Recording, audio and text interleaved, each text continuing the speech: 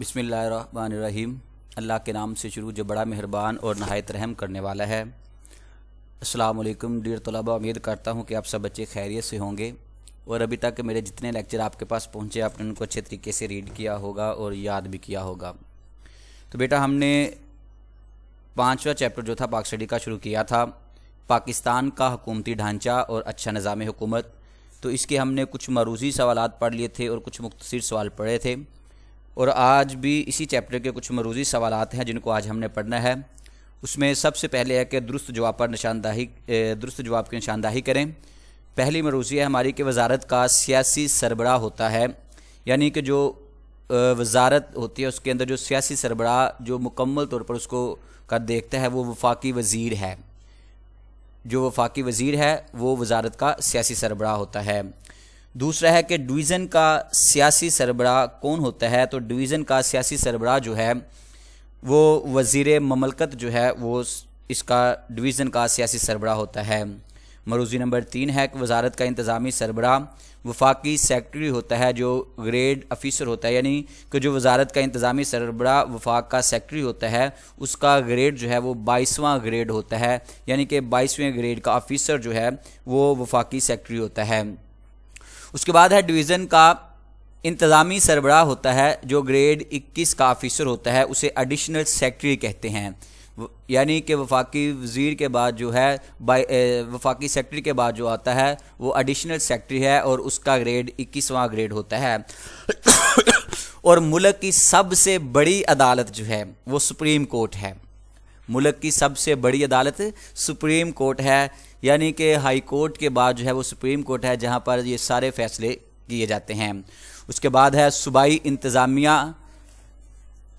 वफाकी हुकूमत का सरबराह होता है, वफाकी हुकूमत का सरबराह वज़ीर आज़म होता है, यानी वो जो वफाक एक हुकूमत है पूरे मुल्क का हुकूमत का जो सरबराह है वो वज़ीर आज़म है।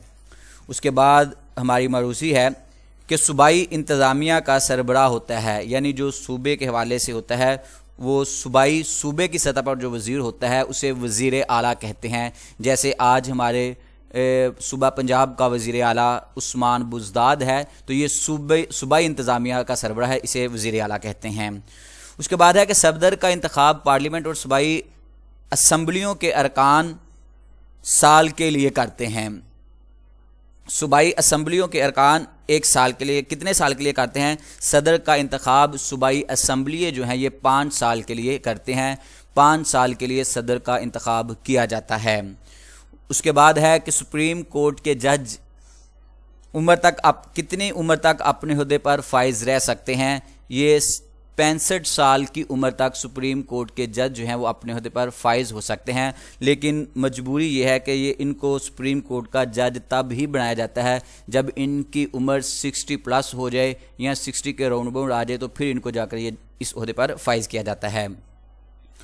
उसके बाद है पंजाब असम्बली की कुल नशिस्तें कितनी हैं? पंजाब असम्बली की कुल नशिस्तें जो हैं वो 371 है। पंजाब असम्बली की कुल नशिस्तें 371 हैं। उसके बाद हमारे लास्ट MCQs है जिसके अंदर है कि सिंध असम्बली की कुल नशिस्तें कितनी हैं। जैसे पंजाब असम्बली की हमने 371 पढ़ी, इस तरीके से अब सिंध असम्बली की जो नशिस्तें हैं वो 168 हैं, यानी 168 जो हैं ये सिंध असम्बली की कुल नशिस्तें हैं। तो बेटा ये हमारे मरूज़ी सवालात थे जिसको आज हमने पढ़ा है। और उसके बाद है हमारे मुख्तसर सवाल जिनको हमने पढ़ना है कि दर्ज झैल सवालात के मुख्तसर जवाब दें। हमारा पहला सवाल है आज का कि डिवीज़न किसे कहते हैं? डिवीज़न किसे कहते हैं? डिवीज़न वज़ारत की एक मुकम्मल इकाई है। इसका सियासी सरबराह वज़ीर ममलकत होता है, जबकि इंतज़ामी सरबराह एडिशनल सेक्रेटरी होता है। ये पीछे हमने अभी मरूज़ी जो था उसके अंदर ये पढ़ा था वज़ीर ममलकत के बारे में कि इसका ग्रेड कौन सा था, एडिशनल सेक्रेटरी के बारे में पढ़ा। फिर सदर पाकिस्तान के 3 इख्तियारात लिखें कि जो मुल्क का सदर बनता है उसके इख्तियारात कौन से हैं, लेकिन हमने सिर्फ 3 इधर बताने हैं कि सदर पार्लियामेंट के मंजूर करदा बिलों की तौसीक करता है, नंबर 2, सदर ऑर्डिनेंस जारी कर सकता है, किसी भी किस्म का कोई हुक्म फौरी तौर पर सादर कर सकता है। पाकिस्तान के सफ़ीरों की तकर्री करता है, यानी कि पाकिस्तान के अंदर दीगर ममालिक से आने वाले जो सफ़ीर होंगे या पाकिस्तान के सफ़ीर जिस ममालिक में भेजना है, किस बंदे को वहाँ पर भेजना है और उनकी तकर्री किस तरीके से की जाएगी। उसके बाद है कि वज़ीर आज़म का इंतखाब कौन और कितने साल के लिए करता है, ये भी हमने मरूज़ी पढ़ी। वज़ीर आज़म का इंतखाब कौमी असम्बली 5 साल के लिए करती है। वो इस वक्त तक इस ओहदे पर फाइज रह सकता है जब तक इसे कौमी असम्बली का इत्मीनान हासिल होता है रहे। जब तक कौमी असम्बली के साथ ये इसका बर्ताव अच्छा होगा, कौमी असम्बली को साथ लेकर चलेगा, तब तक ये सदर रहेगा। लेकिन जैसे ही कौमी असम्बली के अंदर हंगामा आराइयाँ शुरू हो जाएंगी, इख्तलाफात बढ़ने शुरू हो जाएंगे, अपोजिशन जो होगी वो आपस में इख्तलाफात पे ज़्यादा आ जाएंगे, तो फिर ये असम्बली तोड़ी जा सकती है। तब फिर ये सदर का ओहदा वज़ीर आज़म जो है ये अपनी इसको कुर्सी जो है वो छोड़नी पड़ती है और फिर मार्शल जो है वो नाफिज हो जाता है। उसके बाद है वज़ीर आज़म के 3 इख्तियारात लिखिए। वज़ीर आज़म के जो 3 इख्तियारात हैं उसमें सबसे पहले है कि वज़ीर आज़म पार्लियामेंट में से अपनी कबीना के अरकान का इंतखाब करता है। पार्लियामेंट के अंदर भी उसने उन लोगों को अपनी जमात के उन लोगों का इंतखाब करना है जो पार्लियामेंट में उसको सपोर्ट करें। वो बजट मंजूर कराता है, वो दफाई पॉलिसी तश्कील देता है।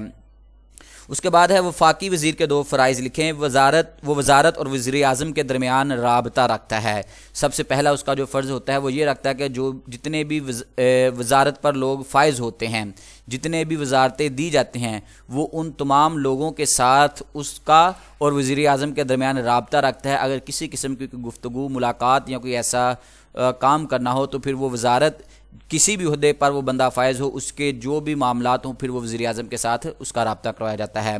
वो ईवान में अपनी वज़रा की भी नुमाइंदगी करता है।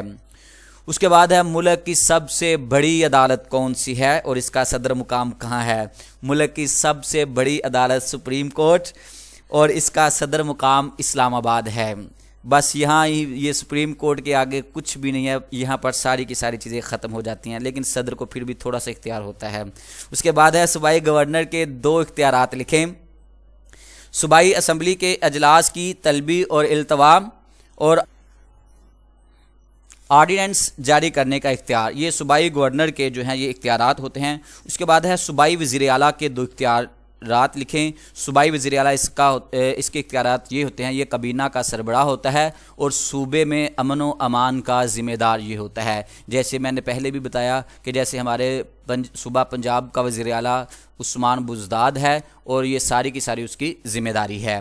उसके बाद है कि चीफ़ सेक्रेटरी के 2 फ़राइज़ लिखें। चीफ़ सेक्रेटरी सूबाई कबीना के फ़ैसलों पर दरामद कराता है, वो तमाम सेक्रेटरियों की कारकर्दगी का जायज़ा लेता है। उसके बाद हमारा सवाल है कि चारों सूबाई असम्बलियों के अरकान की तादाद लिखें। चारों सूबाई असम्बलियाँ जो हैं पंजाब के अंदर 371, सिंध के अंदर 168 यानी 168, सरहद के अंदर 124 और बलूचिस्तान के अंदर 65 ये असम्बलियों के अरकान की तादाद है।